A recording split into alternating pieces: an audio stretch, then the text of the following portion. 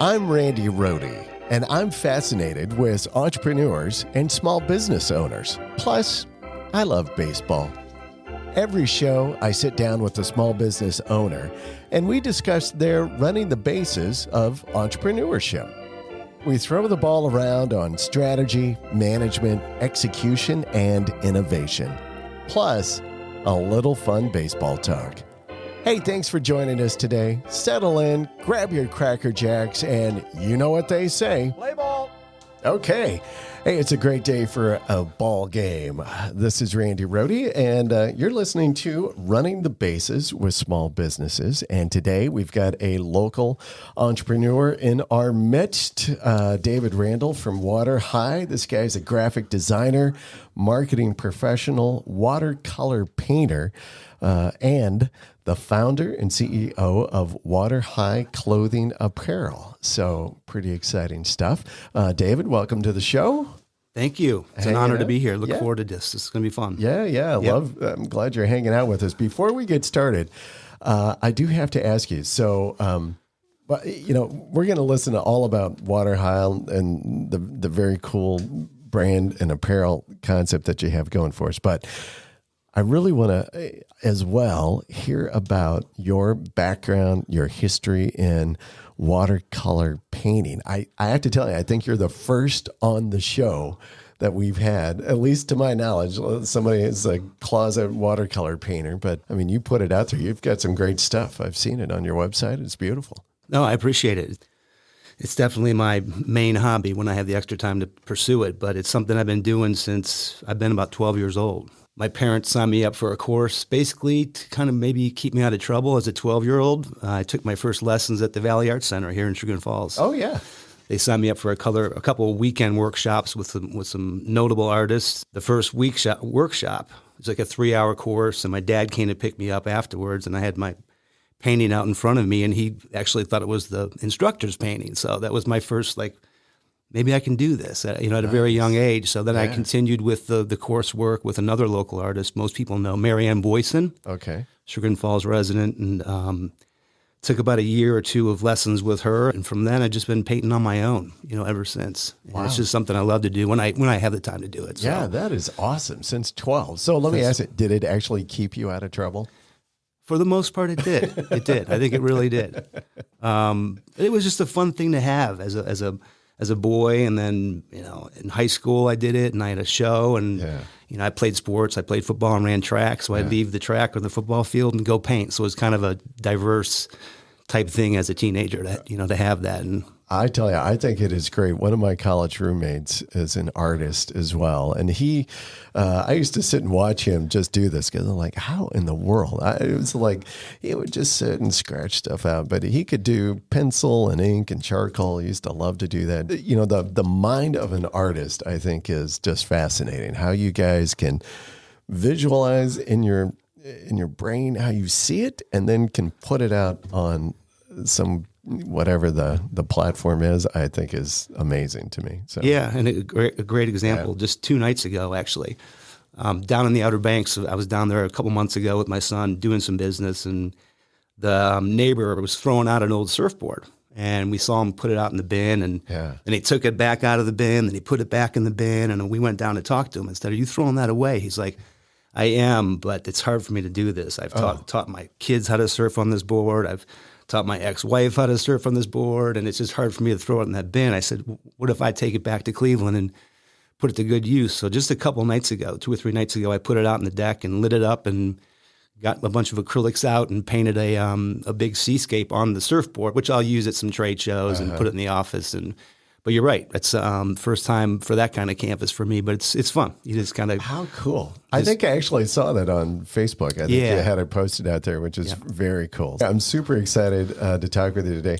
WaterHigh, I love this concept. I love the brand. I'm excited because David's a new client with us with WaterHigh, and I just think this thing is so cool. And I invite folks, go to waterhigh.com, go check out some of this really creative, unique artwork that's on clothing and apparel. It's just is really something Tell us about WaterHigh, the concept, the idea. It kind of mystifies me a little bit, almost like watercolor painting. Like, how did you come up with it? Or why in the heck is a guy in Chagrin Falls, Cleveland, Ohio, developing a coastal inspired lifestyle brand? Right. Yes. So I guess the answer to that, I'll make it short, but I'll just kind of go back over a 30-year career, and it's kind of a winding path that kind of took me here. So finished school in Ann Arbor in 1989 and got a job out of the gate at an advertising agency in Cleveland. And my degree was like basically general studies. I had a minor in English and a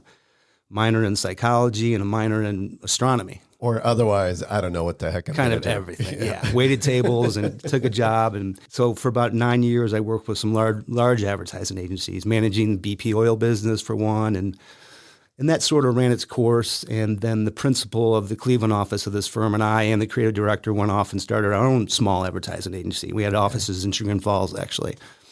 It was called Playground Advertising, and we pretty much did toy commercials for toy companies. Oh, very fun. And we did that for about 3 or 4 years, and then the three of us had differing viewpoints of where we wanted to take it, so we kind of soft landed that guy. And then I got involved with another startup with a friend, which was an online furniture import business.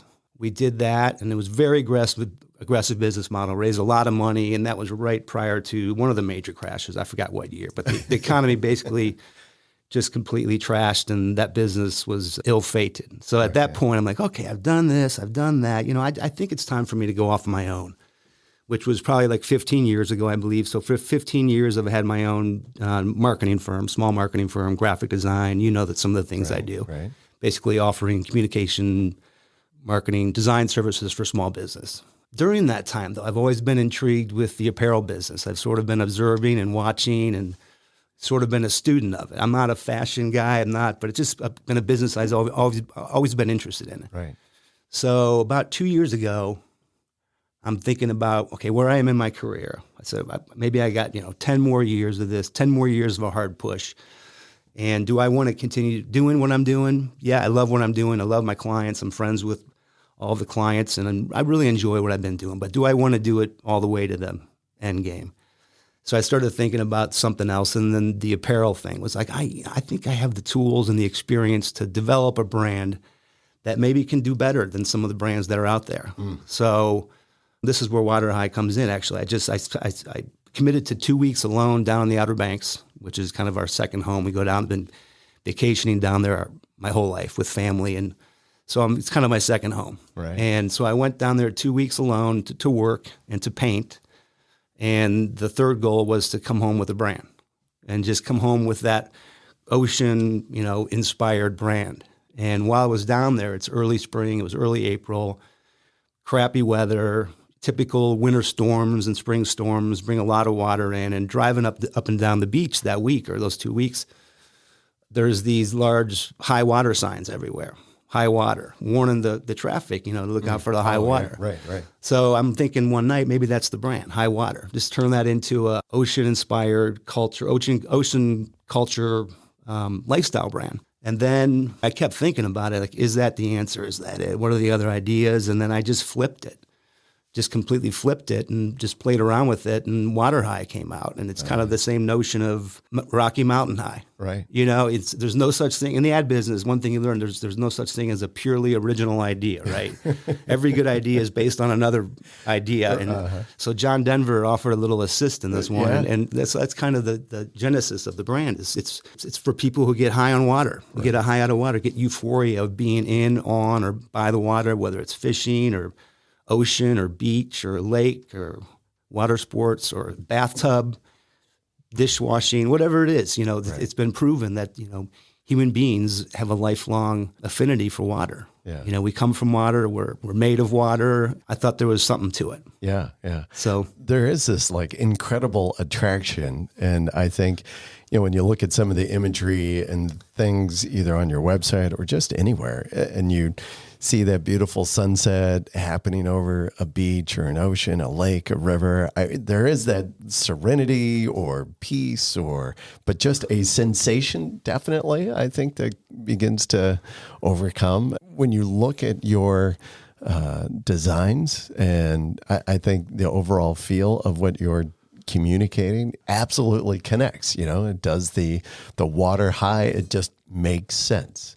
And there's a science behind it, actually. I mean, and there's a gentleman by the name of J. Wallace Nichols. He's a PhD. He's an ocean scientist. He's based out of California, and a mutual acquaintance put Dr. J and I together, and he wrote a book after 15 years of research on the science of WaterHigh, basically the physiological and the psychological benefits we get from being on, in, or by the water. So I was fortunate enough to spend about 3 hours on the phone with him about a year ago, discussing WaterHigh, and he wrote a book called Blue Mind. So basically, he's the science behind WaterHigh, and the reaffirmation I got after being on the phone with him was really powerful, because he started intertwining the phrase WaterHigh with Blue Mind. His phrase for it is Blue Mind. Mine is WaterHigh. So mine is more of the celebration of it, and his is the science behind it. So. Okay.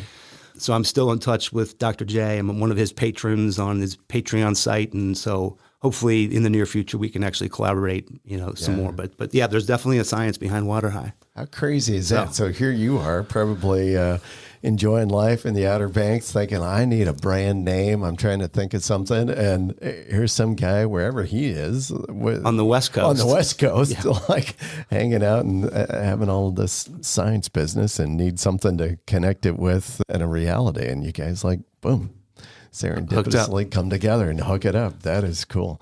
So I mentioned about the unique designs, and I've just have never seen anything like what you guys produce. I mean, the artwork is so original and so colorful, so alive. And again, I just think it's a complete connection with the brand name WaterHigh, and that feeling, I think, that you get. I mean, when there's some of the stuff that you have on your shirts, the cresting wave and some of the stuff that I'm like, that's just like being right there. But it helps create that feeling.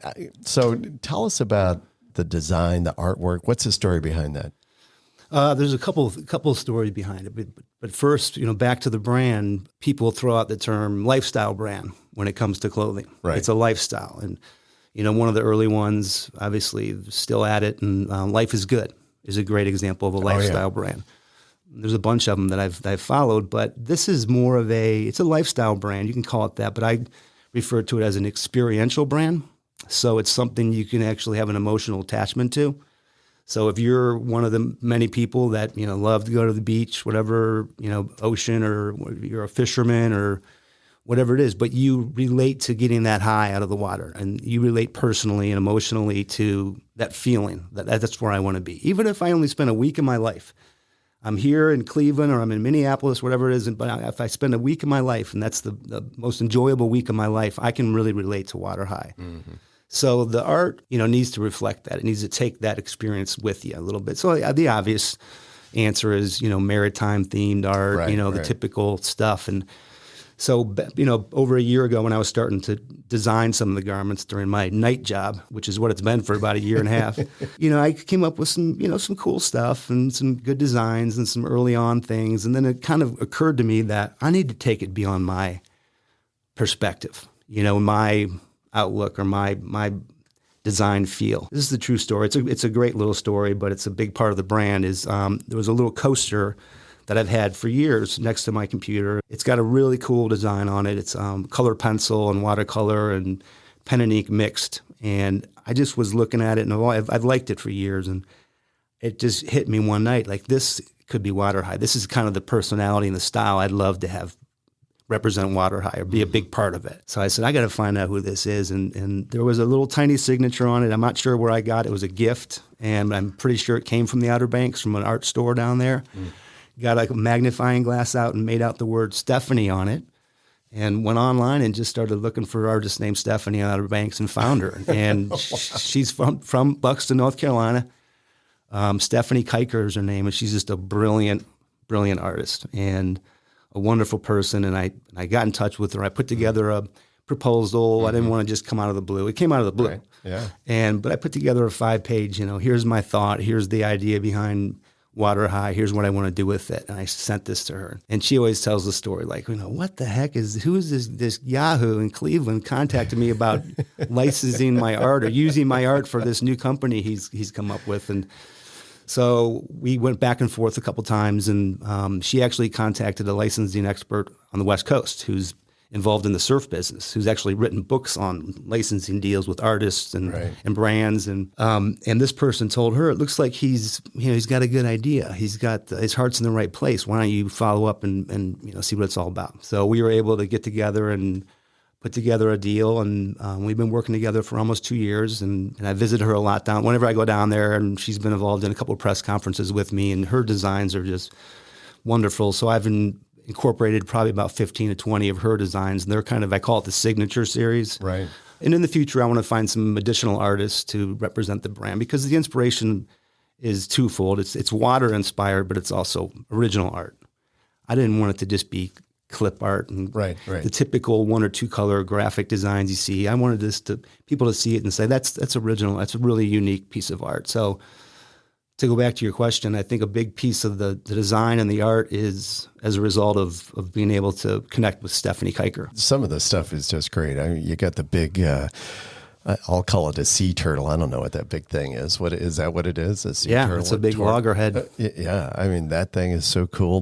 My daughter loves the whole kind of I'll call it a whale tail emblem on a shirt that I got for her, and it's so fun. It's feel good. It really is the feel good stuff. So folks, go, if you haven't gone to go check it out yet, waterhigh.com.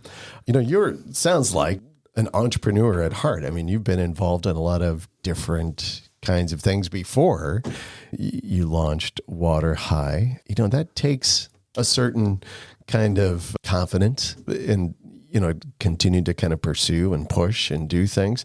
You're launching WaterHigh in an odd time in our world and society right now.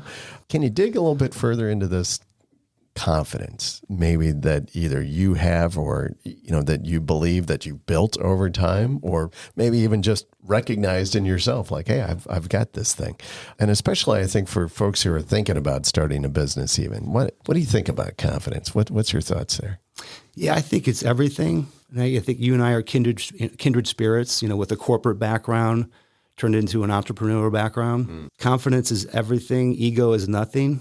You know what I mean? I think you got to have the confidence. If you believe in your abilities or you believe in an idea you have, go at it, do it, keep working at it, fail at it. But the ego part, I think, is critical. I think you got to have no ego when you're in this type of business. When you're starting something up, you need to listen and learn and collaborate and work with other people. But I guess the confidence thing is I'd prefer to work for myself than to work for someone else. And the only other people I want to work for are clients, whether they're purchasers of this product or clients I've had in the past 15 years, the client. So any challenges? So, especially kind of hopefully we're coming out of, but in working through kind of this pandemic environment, I mean, it's been challenging for a lot of different people, but how has it been for you launching a brand? And this concept, and as you've said, you've been thinking about this and have been in various stages of launch for a couple of years. I think you and I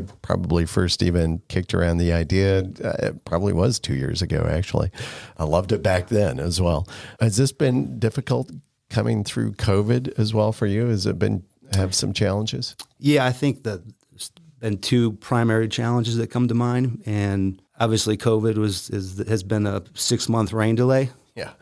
Speaking of baseball, and that's exactly what it's been. The plan was to launch this thing pre-spring and put some finances behind it and get with you and get this thing going, put the sale out, but for the online business, it's a drop ship business primarily. So you order, it's printed and shipped and packaged, and it arrives. And the providers I've been using are typically a 2-day turnaround, quick ship. The customer, they want it now. They don't want to wait.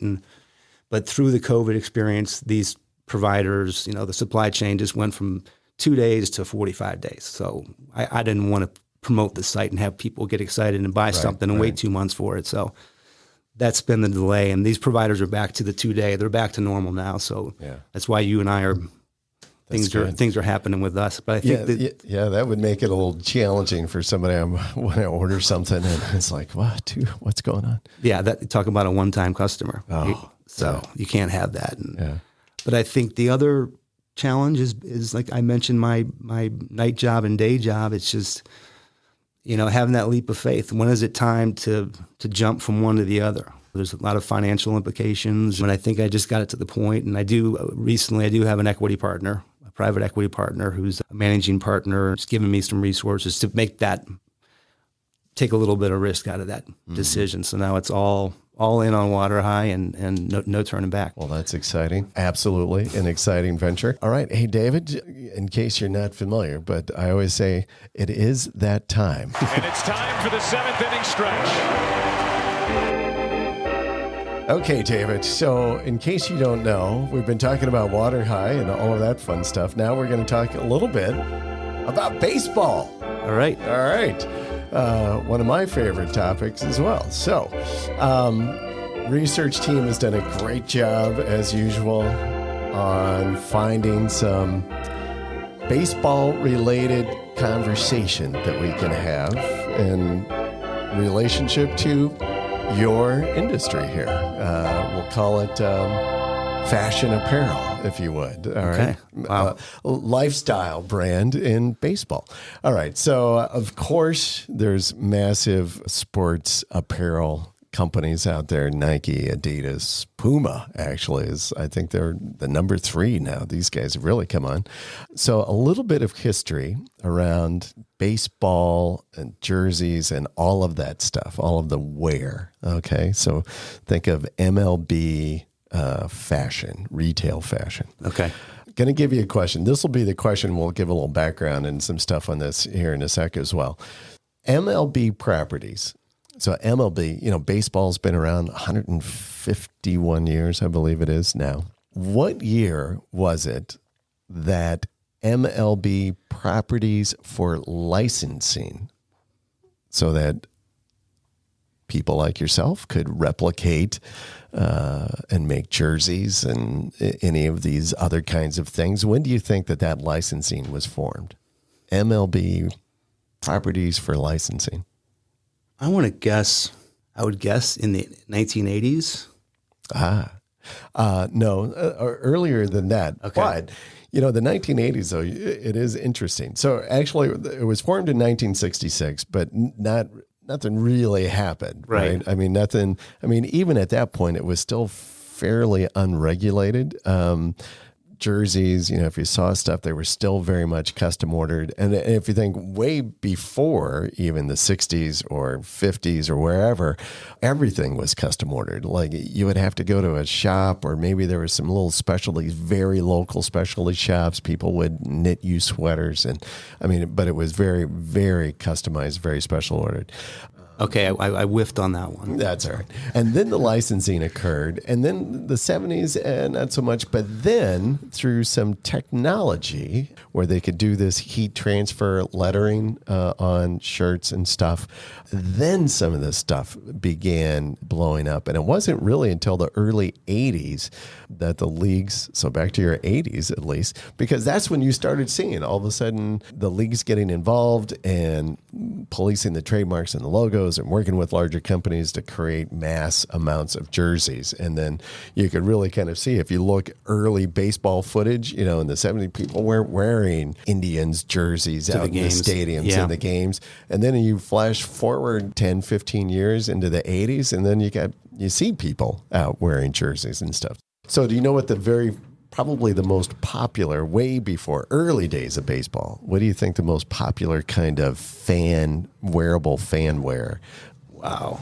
So I'm thinking back to 100 years ago. 100 years ago. Babe Ruth days. Yeah, the Babe. God, the wearable would be, ball caps would be one thing. Caps were good and still very customized, though. They had to all be hand sewn, right, by somebody. Buttons. Buttons.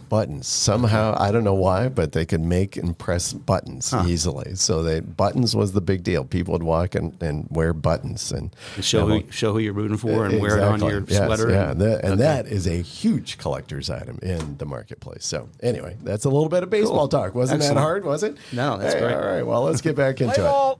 What have been some of the key learnings you've gained through the process so far? If you had to do it all over again from day one, would there be anything or things that you would do differently? To be honest with you, not a lot. It's taken a little bit longer than I had hoped, even pre-COVID. The idea has been, and I had it trademarked actually 2 years ago. It's been a US trademark for 2 years, and I guess if I would have done anything differently, I would have pursued some funding earlier than I did. So I would probably be a year earlier into this. If that occurred, then it would have. I could have left the day job, the night job thing. But I'm not really regretting the timing at all.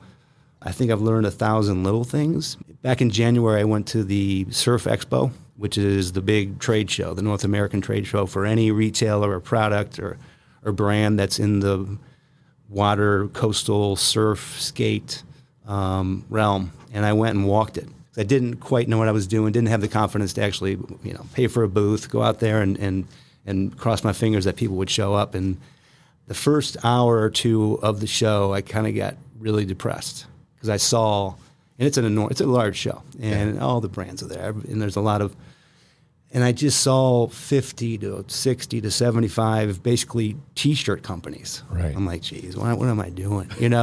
But then I spent more time and noticed that, they're kind of, and I don't want to be negative towards any other business, but I just noticed there's kind of was a little bit of a herd mentality. They're kind of all doing the same thing. They're trying to get the lowest price point. And all the designs were your standard things that you buy in shops when you go, surf art, the compass, the anchor, the sailfish, great stuff. So it occurred to me, for the rest of the afternoon, I still realized that WaterHigh is very unique. It is the only experiential brand that I'm seeing here, to be honest with you. So I went from a low to a high in one day and said, okay, I got a lot of confidence. And plus I was meeting a lot of people and had my shirt on and passing out some cards. I guess that was the biggest learning experience, is to not be deflated. And just, God, you got to believe in it and go for it. And so that was one of the biggest things. And I've had lots of reaffirmations along the way. In fact, at that same show, I was fortunate enough to be introduced to the owner and founder of Kitty Hawk Kites, which is a chain of shops and outfitter locations up and down the coast, actually, primarily on the Outer Banks, but they're in Florida and Maine. And I spent a little time with the owner, and who's kind of legendary on the East Coast from a retail standpoint. He also is pretty much the pioneer of hang gliding. And he opened up his first shop in 1974 next to the big dunes, Jockey's Ridge in the Outer Banks, and taught hang gliding lessons. And he got it. He handed me I handed my business card to him. He looked at the art. I explained what WaterHigh was. He knew I was new at this. And it was a 5-minute discussion, walking the concourse, handed me his card, said, I'm going to take you out in the Outer Banks. Call me after the show. So that was the first, okay, this is great. So talk about an all-time high right there. Yeah. So that was 9 months ago, and we're in the stores. We're in all the, a lot of the locations. And I guess a big learning experience, since I haven't done this, is sort of the operational aspect to it, the nitty-gritty, like the proper way of putting packing slips on boxes when you're shipping wholesale, what they expect, pricing, and the whole pricing models and the margins. So I was fortunate enough to have a retailer, as in Kitty Hawk Kites and Kitty Hawk Surf, to have a little bit of patience with me, knowing that this is new. And so I've learned a ton from them. So the next go around with the next retailers and reorders, et cetera, I have a really much stronger sense of how to do it, where to price it. And when you're small and when you're growing, your margins aren't going to be as good as they will next year, because your buying power kind of stinks right now. Right. The more you buy, the better your margins are going to be. So to me, the first year is really, and my financial partner agrees, it's more about customer acquisition than margins and revenue. It's getting customers, getting it out there, building an audience, and that's the most exciting thing I'm excited about right now, is because you and I are going to really start digging in on that and go fishing. Yeah. So, right. I love it. Yeah. And what a great story too. Just, you kind of walking the floor. You can almost visualize it. Like here you are kind of wearing your WaterHigh shirt and, like, hey, I don't have a friend here, but I'm here, right? And just putting it out there and just to meet this guy and boom, boom, boom, one thing after the other. And here you are in their stores. And yeah, the cool thing about, the one thing about that show is I was fortunate enough, I don't even know how it happened. I didn't finagle it, but I was able to, I got a buyer badge. So the badge walking it, when it says buyer on it, every booth, whether they're large, they want you to come in. Oh, sure. And so Salt Life, people know Salt Life. And Salt Life is actually one of the inspirations for me doing this, because I saw what they did. I know their story, and I just felt like I could do it a little bit differently and be broader, have a much broader appeal. And I just walked up to the entrance. They had a private, large booth, and one of the reps saw me and invited me right in. And so I told him right out of the bat, I said, I'm not a buyer. I'm here doing research, and I'm starting a new brand. And he couldn't have been nicer. And he actually gave me his card and said, hey, if you need some help down the road, you have some questions, feel free to contact me. So that's kind of, I think that's how the industry is. People want to help each other. And Well, that's a great story. And, one of the things that I love as you're sharing this, and especially for our audience that's listening and thinking about launching whatever business venture that may be, there's a couple of things that I think that you touch on, which is terrific. One, you didn't go, all right, I know everything and how to do this, that you recognized, I don't know everything, and that's okay. I'll learn it. We'll figure it out. And, right. And I think that's great, because often, and you can talk to any business person probably, is that there's a lot of things that happen. Nobody knew how to conduct business during a worldwide pandemic. How in the world, how is that going to impact? And the smartest CEOs' strategy and business plans went out the window in February, March, and it's okay, right? So, I love your transparency. They're like, I didn't know how to do this, and where I'm figuring this out, as we go. And the other thing, I think a great lesson too that you shared is that you did both a day job and a night job. So recognizing I've got to do what I have to do if I really want to commit to this, but I still have to have that foundation, right? You can't put stuff at risk, because otherwise I'm not even going to be able to launch the dream, because I won't have the financial support to do it. Kids are in college, So, right. You got people that says, Dad. Right. Yeah. Right. But I think those are great lessons around that. So here you are, you're launching I say you're launching, but you're in the midst of it, right? So you're acquiring wholesale customers. So getting into stores, we're expanding and getting greater visibility to your site as well, where they can go on and buy direct. What's your approach for expansion? I mean, what's around the corner then for WaterHigh? Where do you, maybe short term, like in the next 6-12 months, but even beyond, are you looking over the horizon a little bit and thinking like 3 to 5 years, what you want to be the next life is good? Yeah, it's a great question, and it's probably smart to have that kind of planning in place. But my partner and I, and he's wonderful, by the way. He's there for any support or wisdom, sharing his experiences when I ask for it. He's not micromanaging or anything, right. But I think we both agree that it's too early to set goals as far as financial goals or timing or the end game. If we want to sell this down the road, we don't know what that time frame is. We agreed to let's talk about that in 6 months, 6 or 12 months. Then we'll know. Then we'll have learned everything. We'll have one whole full annual cycle into this. Right. We'll have a better idea what kind of volume we can do in wholesale.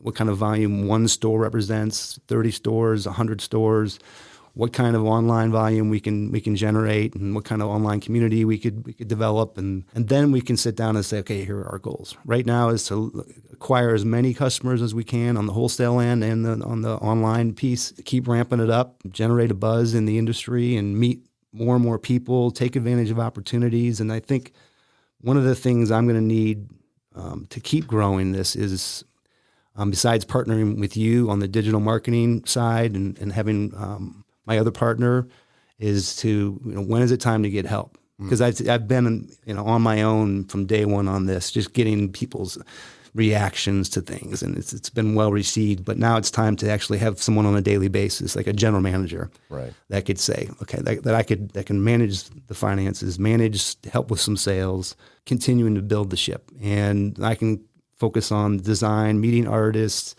helping with sales, just taking advantage of opportunities, going out and doing some kind of event with, Dr. Nichols on Blue Mind and WaterHigh, just and thinking big and looking for influencers and potential celebrity endorsements is a big thing. Right. You never know, right? Yeah. A few people have told me that to launch a successful apparel brand is about as difficult as getting a hit record.